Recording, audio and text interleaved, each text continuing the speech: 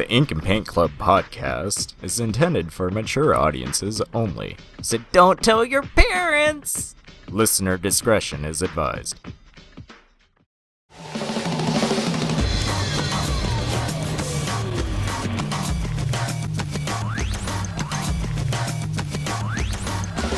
You're listening to the Ink and Paint Club podcast, your weekly home for animation reviews and discussions.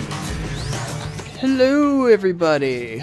Welcome to another episode of the Ink and Paint Club podcast. I don't know why I'm saying this so flamboyantly. I'm your host, JD, and with me is my ever faithful co-host, Mr. Kyle. When have I ever been faithful?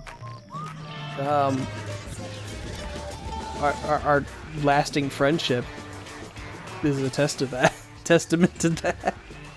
Okay, whatever. There you go. So yeah, welcome to the Ink and Paint Club podcast, and this week we are going to be talking about, some Batmans and some Ninja Turtles and the crossing over of those two things, because we're talking about Batman versus Teenage Mutant Ninja Turtles, the recent animated film that came out. This is a weird little film based on the comics that came out last couple of years. I think they're up to like 3 of them now. I think it's 3 going on 4. I need to actually read those. But yeah, it's DC and Nickelodeon, which is really weird to see the Nickelodeon logo up front of this movie. Well, I just don't like that Nickelodeon owns them retroactively. Yeah, because in the credits it says like Batman characters owned by DC, Teenage Mutant Ninja Turtles owned by Nickelodeon, or I say created by Nickelodeon now. And I'm like, you didn't though. Yeah. You own them, yes, but so yeah, this is a movie about the Ninja Turtles crossing over with Batman. Shredder and Ra's al Ghul, of all people, are teaming up to make a big gas that's combined of the ooze and Joker venom that's gonna turn people crazy so they can destroy Gotham, because that's what you do, I guess. Gee, I haven't heard that plot since last podcast. Yeah. So, as far as I can tell, this movie isn't in any of the continuities of any of the other DC animated movies. This is kind of its own thing with its own Batman and its own Ninja Turtles, and that's the one thing I want to kind of bring up first, is that there's no explanation given for like why the Ninja Turtles and Batman exist in the same world. From what I read in the comic, like, it's explained that the Ninja Turtles are from a different universe, and that's why they can cross over with Batman. But in this one, there's a New York City in DC world, and the Ninja Turtles live there, and we're just cool with that. Yeah. That's why, like, halfway into the film, I'm like, what the fuck is this machine for? Because I actually do have one of the comics. It's the animated one. It's based on the animated Batman, and I think it's the 2012 Turtles. Yeah, the CG one. I like that show. It's whatever. But the whole thing is that they have like crane portals or some weird shit. Mm-hmm. And yeah, in this one, they never explain it. They're just like, oh yeah, we're from New York. Yeah. We just came here. We didn't walk here, we drove. Right. But yeah, you get the whole, with any hero team up, you have to have them fight first, because, who's going to win a fight? The Ninja Turtles or Batman in a fight, and it's very obviously Batman, because Batman, like no problem just beats the shit out of the Ninja Turtles at first. Well, it's a bunch of teenagers. I know, but it's like, it's such a one-sided fight. It's 4 against 1, and Batman just like, no problem, just like takes them all down. But yeah, it's all about like Batman having trust issues, and then like he's like, I work alone, but obviously he has Batman, here he is, Batgirl and Robin and whatever. That just really bothered me, because there's a part at the very end where he's like, oh, well, we're a family, not a team, or something like that. Or we're a team, not a family. I'm like, it's literally called the Bat Family, dipshit. Like, it's such a dumb fucking thing. Yeah. Yeah, Batman kind of goes from like being like overly serious, but still has like his weird like campy Batman moments. Oh, like we were talking about that earlier, where there's like, it doesn't know what it's doing with the tone of this movie. Yeah, they're like, I want to say I did enjoy watching this movie. I thought it was fun. It was a fun watch. But yeah, it kind of has a bit of a tone issue, because like you got the Ninja Turtles and they're cracking jokes and, you know, being silly and whatever.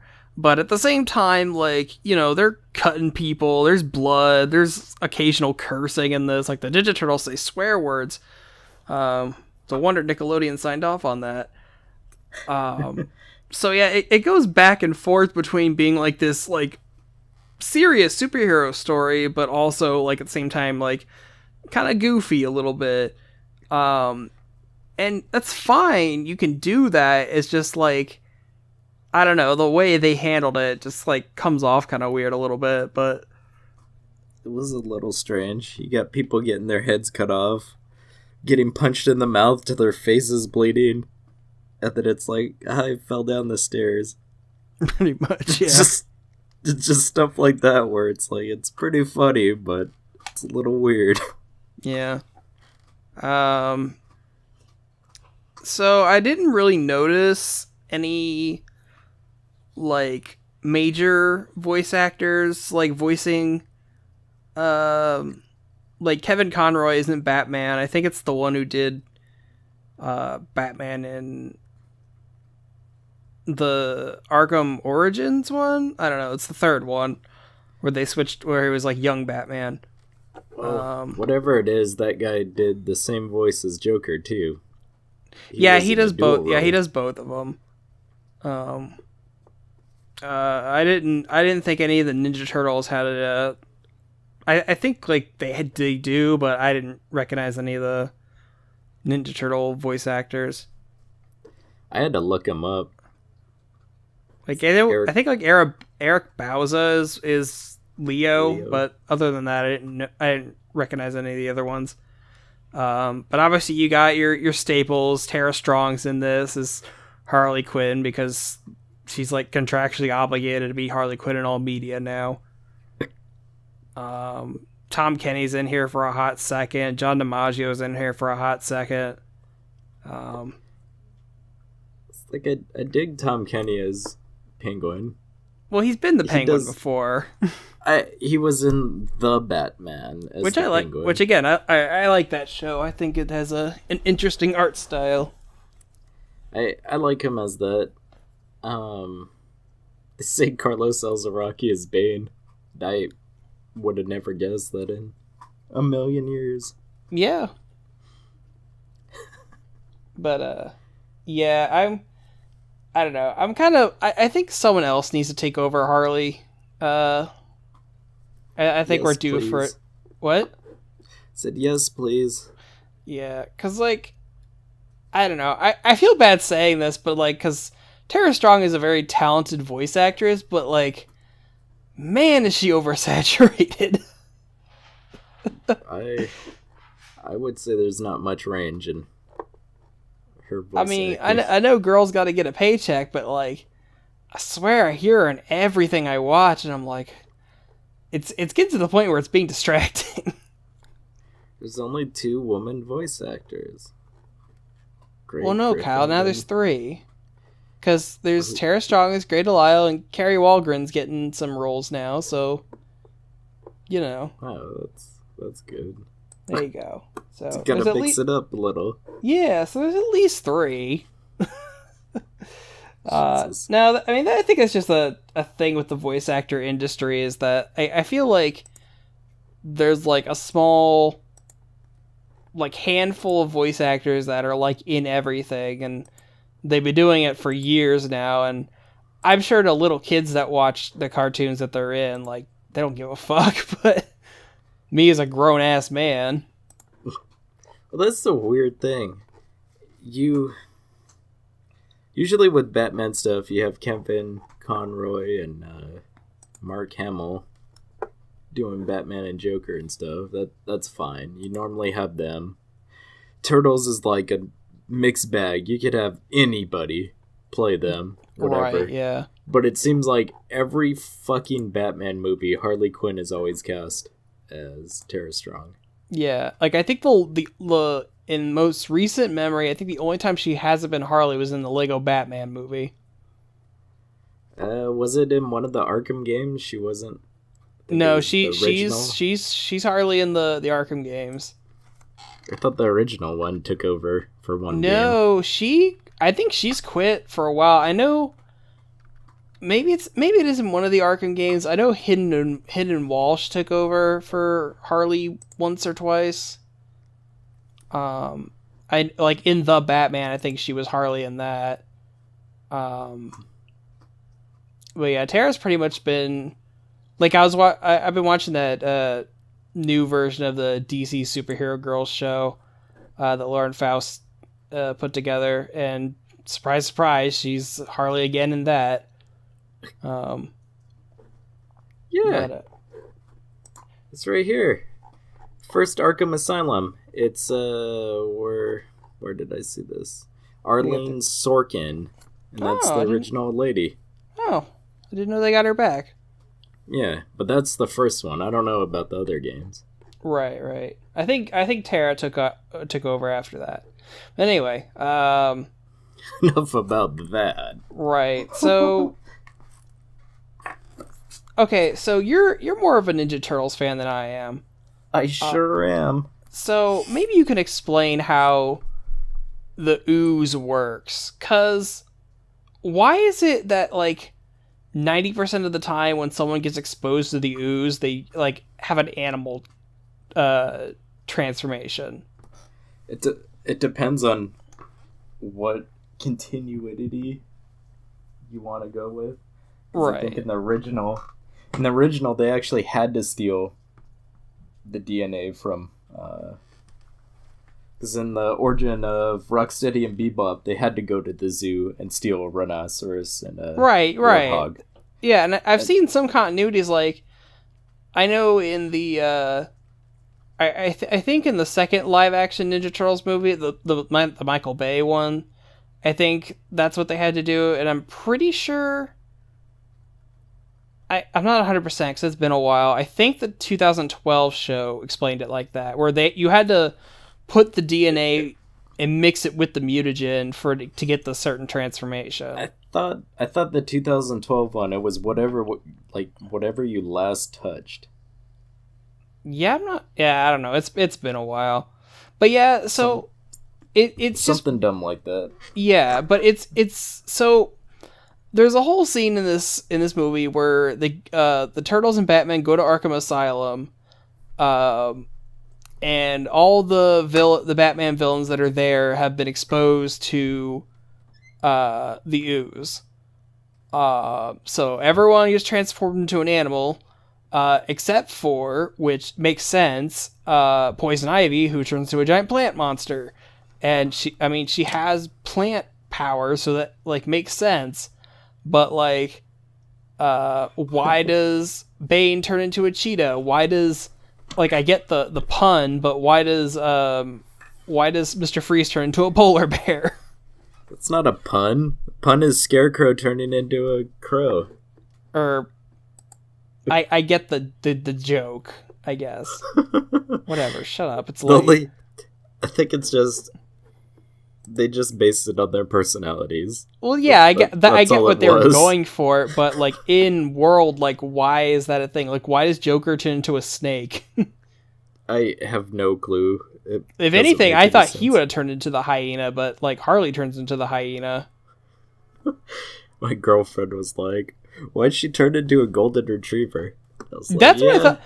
That's what I thought. I thought she turned into like a dog or something, but then I think I was reading something and they say she's a hyena. I'm like, oh, I guess that makes sense. Well, it's like, yeah, that's what she is, but it doesn't look like that. Hyenas have like fucking spots on them. They have a humpback.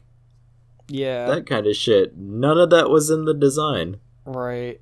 So it's just kind of strange. I like that whole scene with they're fighting the mutated Batman villains was kind of strange, and that whole scene was dumb. They're like, "Oh, this was all a distraction."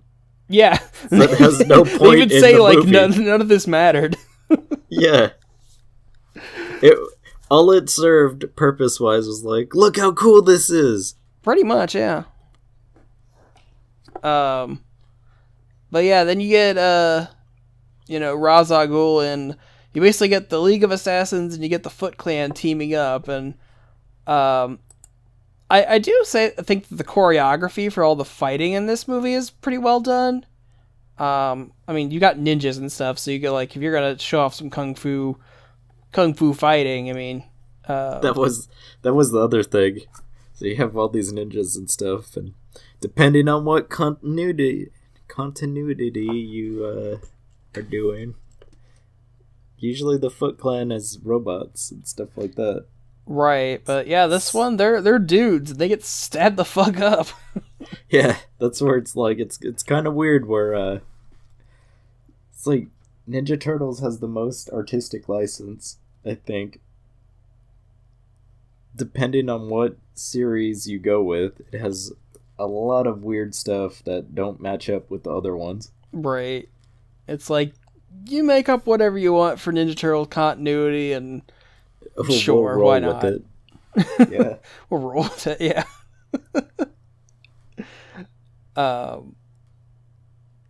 Then you've got like Robin, who's Damien in this.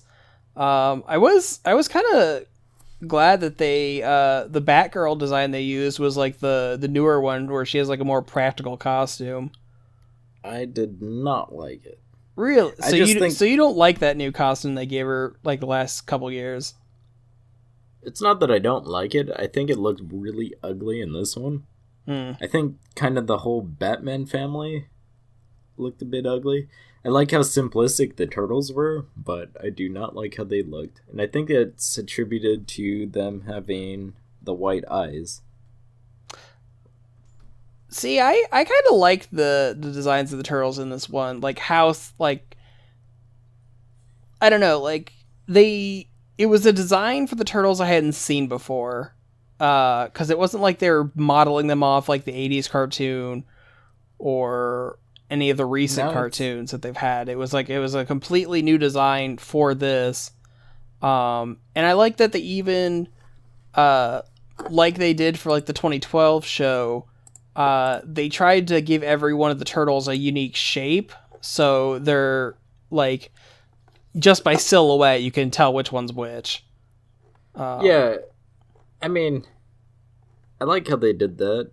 Raphael has the big chin, that kind of stuff. I dig their designs. I just didn't like how Batgirl looked. It might be like she had giant fucking lips. She had like weird eyes. I just didn't like how she looked.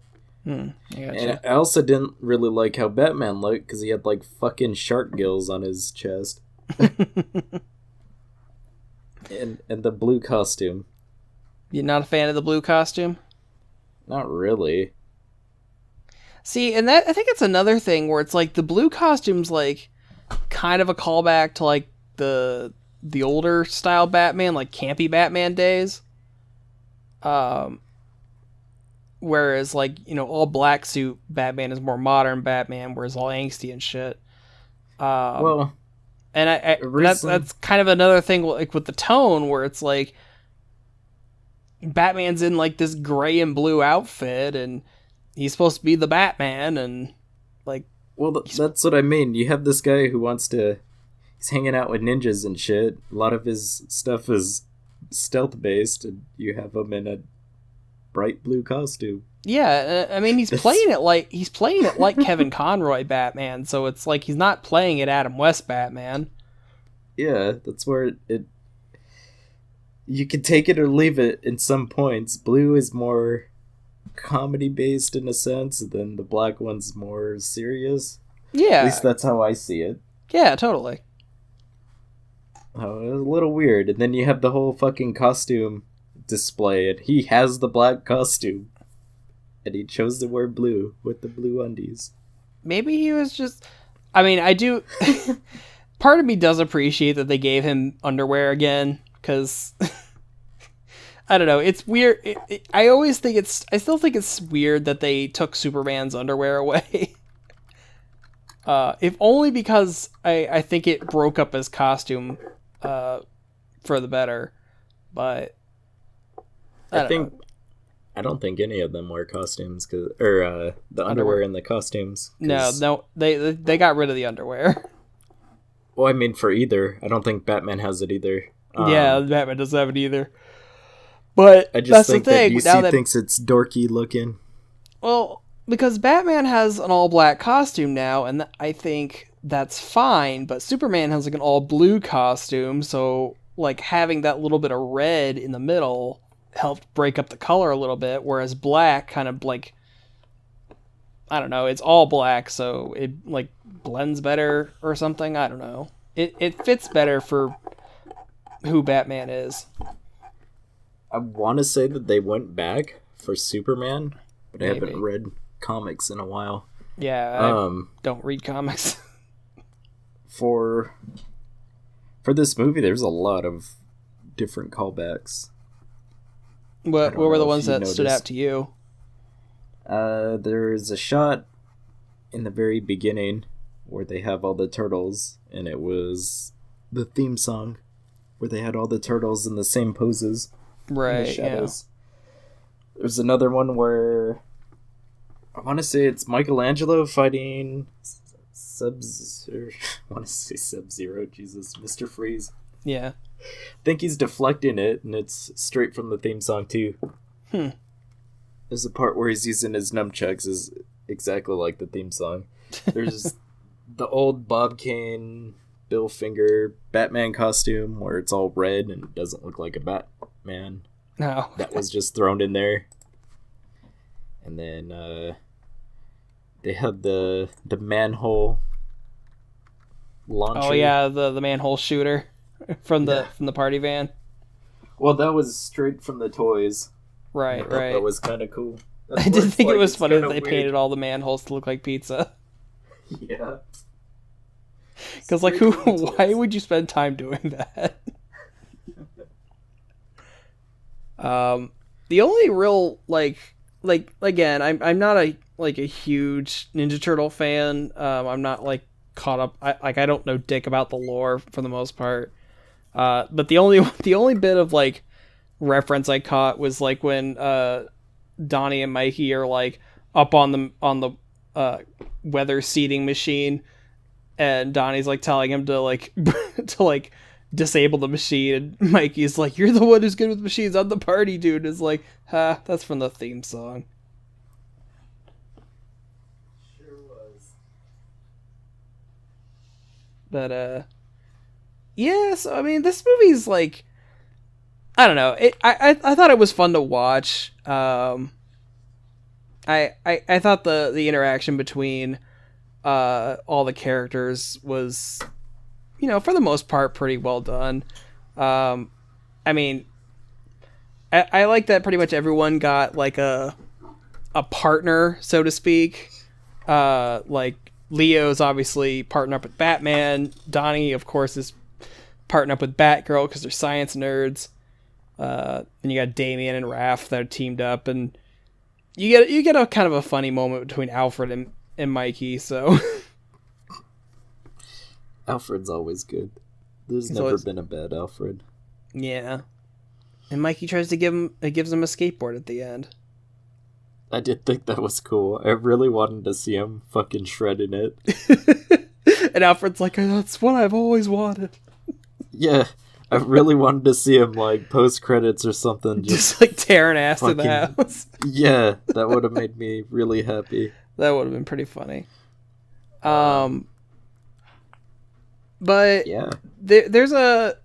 I fully expect, if this does well sales numbers wise, that they'll adapt the other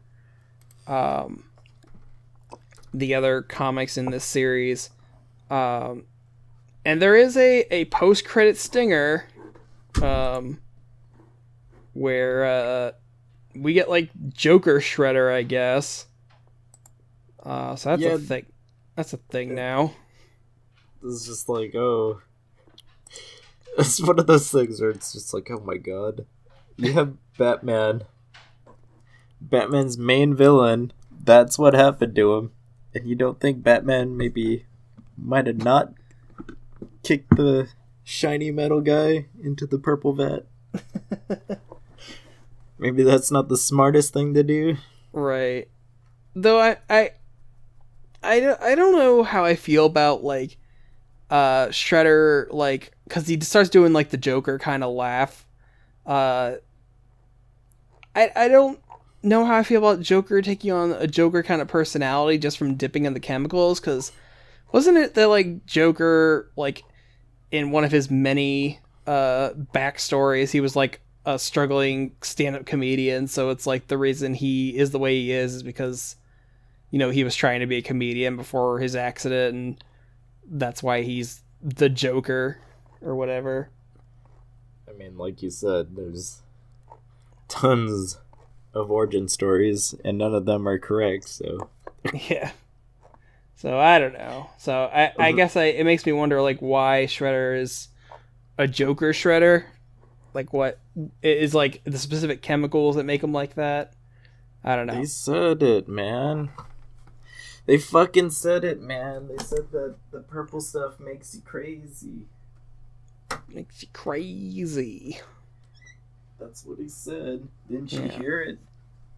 I don't know, man. I watched this like a week ago. Oh, I watched it tonight. Yes, you did. But yeah, it's a fun movie. I think if you're a Batman or a Ninja Turtles fan, you'll get something out of this. But I don't know.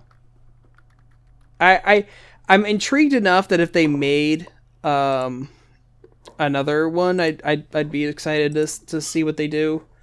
And I'm glad that Nickelodeon was like allowing the Turtles to be like a little darker than their kid-friendly version that they're producing right now. So I guess that's a good sign at least. I think they know what it's marketed to. Yeah. Like this is definitely not a movie directed towards little kids. This is for Batman and Ninja Turtles fans, like old fans, so so if you're one of those, you'll probably enjoy this if you haven't already watched it. So I was reading on Wikipedia they wanted to do a Wonder Woman Ninja Turtles team up. It's like, yeah, okay. I don't know how that would work.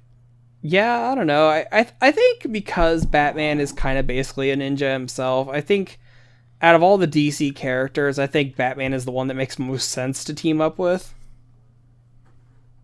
Yeah. But the Ninja Turtles team up with everybody. I mean, I think there's a Ninja Turtles Ghostbusters crossover out there. That was pretty recent. I would have said Archie if you want to go for obscure. Did they cross over with Archie? They sure did.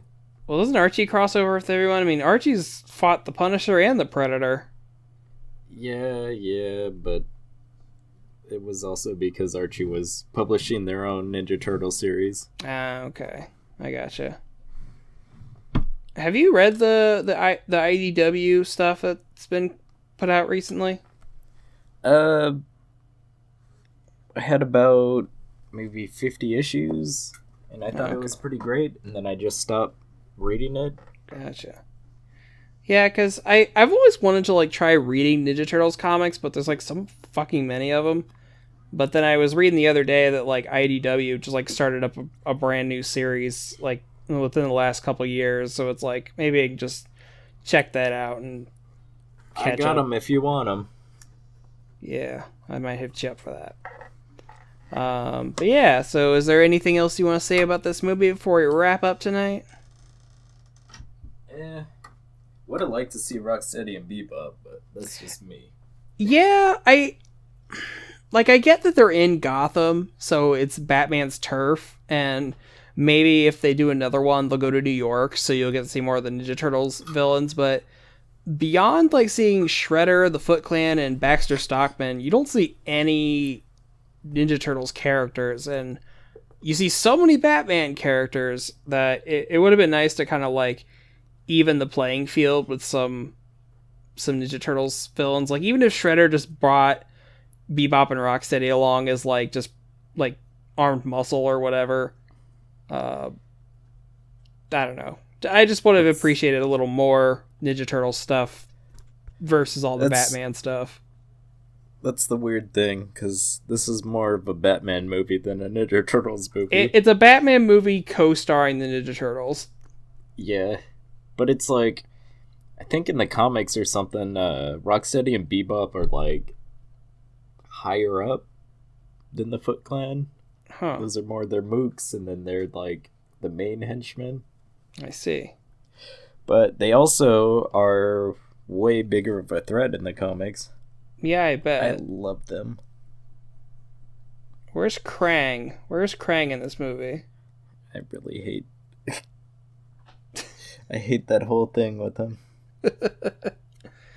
Oh, did you notice that one of Penguin's goons looks like the mandroid that Krang rides around in? No. Yeah, because it was the guy with the green... Yeah, he's got like green spikes. Yeah, he's got like the spikes on his head, and he's got like the square glasses that he wears. So when I saw that, I thought it was it the Dark Knight Batman, like a reference to those oh those yeah punks? yeah the mutants. I guess I can kind of see that. I thought it was a mix of that, and then I thought it was like a proto Bebop too, because he wore those glasses as well. Right, yeah. Maybe that's why it looked familiar, because what really caught me was those like square, like slit-eyed glasses that he has on. I guess that's what stood out to me. So maybe it was like a Bebop reference or something. What's weird, because the Turtle Band gets those glasses too. Yeah. Maybe it's just a Ninja Turtles thing then. But yeah. So yeah, there you go, guys. There's our review of Batman versus Ninja Turtles. Let us know in the comments if you've seen it and what you thought of it, and what your favorite like Ninja Turtles story is, or show, or whatever. I don't know. Discuss amongst yourself in the comments. But yeah, so there you go. That's it. Yeah, that'll do it for us this week. Thanks for listening, and we will catch you all again next week. With what? What are we doing? I don't know, man. Something. Okay, bye. Thank you for listening to this episode of the Ink and Paint Club podcast. Be sure to subscribe to the channel so you can catch a new episode every week. Also be sure to follow us on our Facebook and Twitter so you can keep up with the show.